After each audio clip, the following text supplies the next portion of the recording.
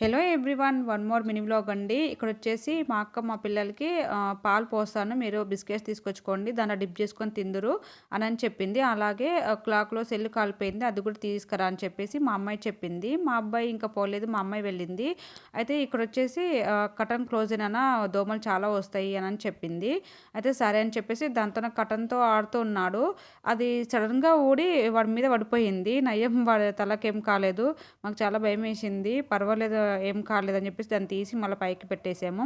ఆ తర్వాతకు మా అమ్మాయి ఇక షాపు కన్‌ఫ్యూజ్ అయిపోయినాను అని చెప్పేసి మా అబ్బాయిని తీసుకొని వెళ్తుంది. సరే అని చెప్పేసి ఇద్దరు కలిసి వెళ్ళండి అని చెప్పాను. ఇంకా వాళ్ళు షాప్‌కి వెళ్ళారు. ఆ తర్వాత ఇక్కడికొచ్చేసి స్టవ్ పైన నేను పాలు పెట్టాను. వాళ్ళు వచ్చిన తర్వాతకు వాళ్ళకి పోద్దామని చెప్పేసి అవి ఇక్కడ మా అక్క నేను ఇల్లు ఊడ్చుతాను, బ్యాగ్ బ్యాగ్ పైన స్వెటర్స్ ఉన్నాయి కదా, అవన్నీ నీట్‌గా పెట్టేసేయి అని చెప్పింది. అందుకే అక్కడ నేను బ్యాగ్ పైన స్వెటర్స్ అన్నీ నీట్‌గా పెట్టేశాను, ఇల్లు ఊడ్చుతుందని చెప్పేసి. ఇంక ఇక్కడ పిల్లలొచ్చేసి సెల్స్ లేవంట అని చెప్పారు. ఓకే అని చెప్పి ఇంకో షాప్‌కి వెళ్ళండి అని చెప్పింది మా అక్క. సరే అని వాళ్ళు వెళ్ళారు. ఇంక ఇక్కడొచ్చేసి నేను పాలు వేడాయని వాళ్ళు వచ్చేలోపు పాలు ఇంక గ్లాస్‌లో పోసేస్తున్నానండి. ఇంక వాళ్ళు వచ్చిన తర్వాతకు బిస్కెట్స్ డిప్ చేసుకొని తినేసారని.